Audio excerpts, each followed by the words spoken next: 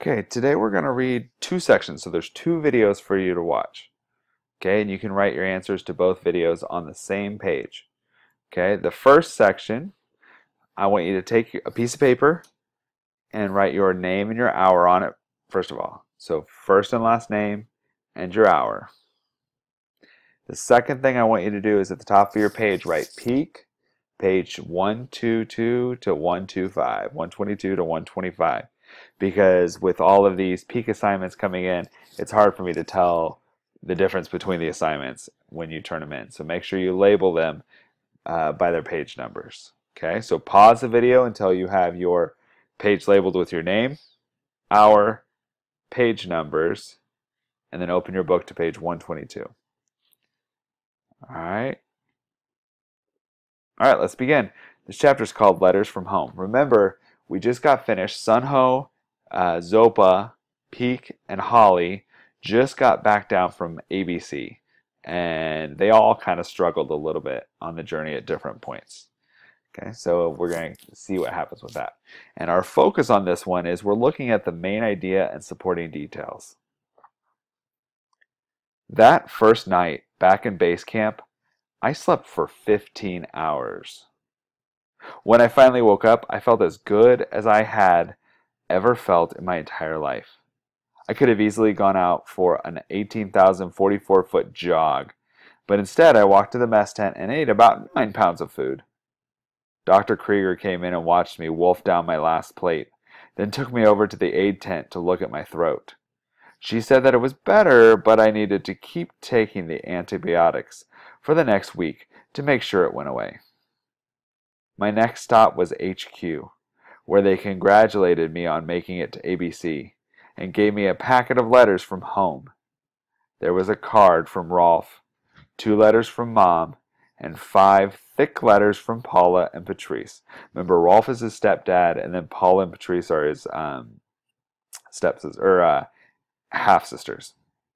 The envelopes were crumpled and smeared with dirt and grease. I looked at the postmarks. The mail had been sent to Josh's office in Chiang Mai, forwarded to Kathmandu, and from there, no doubt, thrown into a truck headed to the mountain. Thin air mail. Getting the letters caused my good mood to tank. I hadn't spent 1 minute thinking about my family since I'd arrived at base camp, and I felt a little guilty, but what really bothered me was that the letters had arrived at base camp in the first place. This meant that some of those letters I had sent to my father when I was a kid probably had arrived too. He had gone into a tent at some high altitude camp just like this and come out with a stack of letters which included a letter from his son. So how would that make you feel if you found out that you had been sending your letters to your dad all these years, who you never got to see very often, and you found out that he got the letters, but that he just didn't do anything with them? He had the opportunity to take the letters and respond, and he didn't care. I was so mad. I wanted to run up to ABC and punch him in the goggles. Instead, I decided to finish Moleskin number 1, which you are reading, and send it to my mom.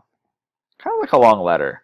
I was not going to ignore my family the same way that Josh had ignored me, and it would fulfill my requirement for Vincent at GSS. So remember, this whole book is an assignment in these notebooks that his English teacher gave him. His language arts teacher gave him some notebooks and said, hey, in order to graduate this year, you have to write something in these notebooks. The next morning, I went to the mess tent to get something to eat before getting back to the Moleskin. Sunho wasn't there. Boy, very sick, the cook told me. I took a thermos of hot tea over to Sunho's tent. He was cocooned in his sleeping bag like a caterpillar larva, with only his stocking-capped head sticking out. You shouldn't be here, he croaked. But I could tell he was happy to see me. His eyes were sunken and bloodshot, and maybe it was the dim light coming through the blue nylon tent, but he looked like he had lost 10 pounds since I last saw him. I poured him a cup of tea. You shouldn't be here, he repeated. Forget it, I said. You and I have been swapping germs for weeks. I'm immune. I put the cup to his lips, hoping I was right. I'll be better in a few days. Looking at him, that was hard to believe, but I said I was sure he was right. I stopped by the aid tent. I wasn't sure if Dr. Krieger's duties included treating kitchen help, but if they didn't, I was going to talk her into it. She was tapping away on her laptop, but stopped when I came in. How are you feeling today? Fine, but I'm worried about Sunho. She made me open my mouth and shone a light down my throat. Inflammation is almost gone, she said, clicking off the light. But you need to keep taking those antibiotics, especially if you insist on visiting sick people in their tents. So you've seen him, I said. Last night and this morning. And he's sick, but he'll live. I spent the next 2 days writing and managed to finish the first moleskin on the day Josh was to return from ABC in Camp 4. When I got to the end of the notebook, I wrote letters to Paula and Patrice, thanking them for the artwork they had sent and telling them how I had pinned it up in my tent, so it was the first thing I saw in the morning and the last thing I saw at night. I told them that I missed them so bad I was thinking about rustling a yak and writing it back to New York. Last, I wrote to Rolf. He had sent me a card with a photo of King Kong clinging to the Empire State Building. So think about that. Why do you think Rolf would send the Empire State Building picture? Yeah, if you're thinking about like Peak climbed up a building and King Kong climbs up buildings, I think he's making a joke. I thought it was kind of funny. Inside were 300 $100 bills and a handwritten note. Hang in there, Peak. I miss you. I want you home. Love, Rolf. Not we.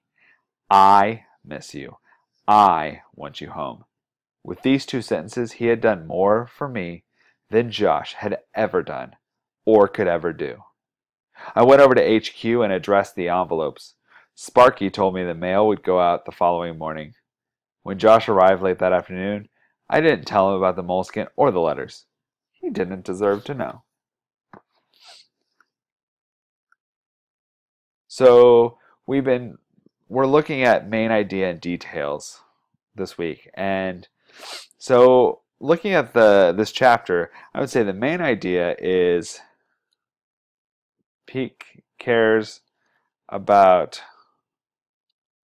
his family. We'll put family in quotes. And most of his family cares about him. Because really, the main idea of this chapter seems to be that Peak really cares about the people from his family. He loves his sisters or half sisters and misses them. He loves his mom and misses her. Rolf, his stepdad, he really loves and misses him. And you've got this really good comparison of you've got Rolf on the one hand who writes just a short note and sends a picture, but just that short little note showed that he cares, versus Josh who's never sent Peak a single letter. And then you've got someone like Sunho who's not really family, but notice how Peak wants to take care of him. So I want you to look at, your first question for this chapter is, I want you to look at what details support that main idea, that Peak cares about his family. So give 2 specific examples from this section that show how, that support the main idea.